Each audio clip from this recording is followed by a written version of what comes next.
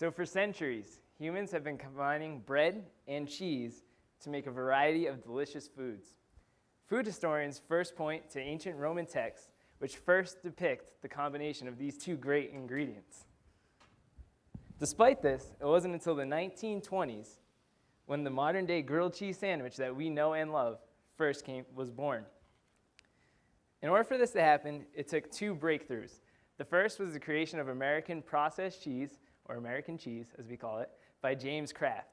The second was the creation of pre-sliced bread by Otto Roeder. The cheese dream, as the sandwich was called back then, was a popular Depression-era food because of its relatively inexpensiveness and ease to make, and it also in World War II was an American military staple. Today, over 2 billion grilled cheese sandwiches are consumed in America each year. Here we have a great example of two existing products meeting a process and a technological innovation to create something new. Now, while this is a great example of innovation, that's not why I'm here talking about grilled cheese sandwiches today.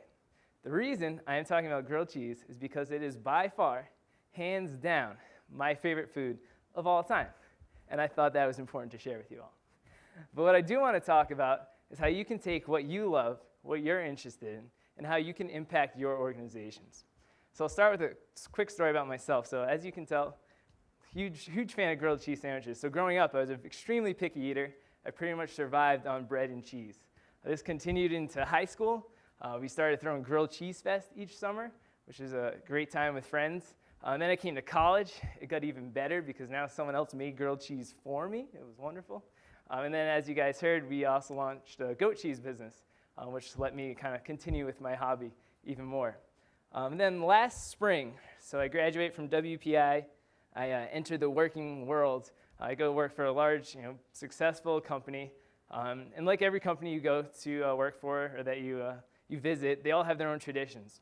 So I came in with 4 other WPI students, and we said, hey, we want to have an impact right away. We want to create our own tradition. So we came up with the idea of Frito Friday. The idea of this would be for an hour or two on certain Fridays, stop working, have some food, get together with your coworkers, and just kind of be in a different environment. So we, about a month and a half, 2 months in, so we're still brand new, we get up in front of the leadership team, all our peers, our boss, my boss's boss, and we start telling about this idea and how we want to stop work and have this different environment. Luckily, they bought it. So a couple weeks later, we find ourselves in our first Frito Friday, and we're making our own grilled cheese sandwiches. A few weeks later, instead of making them this time, we went out and bought gourmet grilled cheese. It was great. Fast forward a few months, and the leadership team decides, hey, we're going to celebrate the whole plant, as we had done, had a great year. And they decide they're going to provide a meal for almost 1,000 employees. And so that day, the caterer rolls up, and none of us, myself or my peers, had anything to do with this. And what are the caterers providing? Grilled cheese sandwiches. Coincidence? I don't know. I'll let you decide. But what my point is, what I want to get across is that a lot of you guys will be entering a new phase of your life soon, whether that's working in a new company, going to grad school, entering research, whatever it is. And when you arrive, all these places will have their own established traditions and their own work culture, how they go about doing their business, right? Well, let me just flip these real quick. Don't want to burn them on you. All right, there we go. And so when you arrive at this organization, it's important that you have an impact right away. You can have an impact. And I think not just can you, but it's imperative that you do. When you walk in the door that first day, that you go and kind of establish yourself. And when you arrive, like we said, they're going to have their professional norms, their social norms. And it's very easy to want to fit in, kind of follow the mold, not shake the boat too much. So what it takes is 2 words. I think it's pretty simple, kind of simple, is you got to be yourself. That's the most important thing. When you walk in, be yourself. And you got to have the courage to be yourself. That's the important part. It's very easy to go with the flow, fit in, but have the courage to be yourself, and that's how you can make an impact. And I'll tell you another story. A fraternity brother of mine that I graduated with last year as well. He's about a couple months into working for a successful company. They sent him out to a conference. And at the end of this conference, they had a social networking session that he absolutely loved because he got to meet a lot of people, kind of get to know them in a different environment, from a different perspective. And on his way back, on his flight, he's thinking, hey, why don't we do this at our office? Like, this is a great time. We should bring this back to where we work.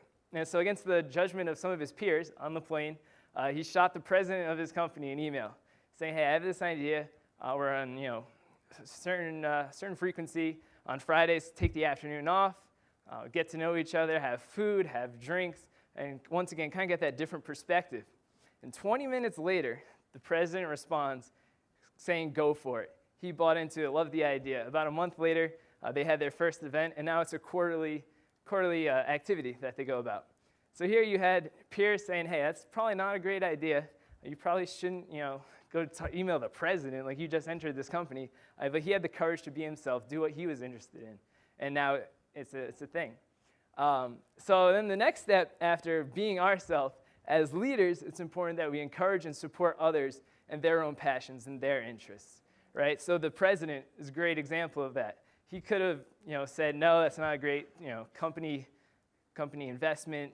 We don't want to spend the time or the money on that. He could have just not responded. But instead, he supported, one of his newest employees and supported his idea. So next time Adam, who's my fraternity brother, next time he has a great idea, he's not going to be hesitant to bring it to the president or to bring it to whoever he wants to because it was supportive of a new idea, of something he was interested in. So once again, so as leaders, we have to encourage that. And I think there's a formal way and informal way. So formal, like if you're the president, you have that authority to provide funds or to give permission, you can do that. Another classic example that most people know of is your Facebook, your Google, who they provide percent time, right? Where a certain percentage of your time, you can work on your own passion projects. So for Google, that's resulted in a lot of some of their great innovations, right? Some of their best products. So that's kind of the formal way we can do that. And then informally, it's, I think, as simple as just taking a genuine interest in your coworkers, your employees, whoever it is, asking, hey, what do you do on the weekend? What do you do for fun? What gets you going?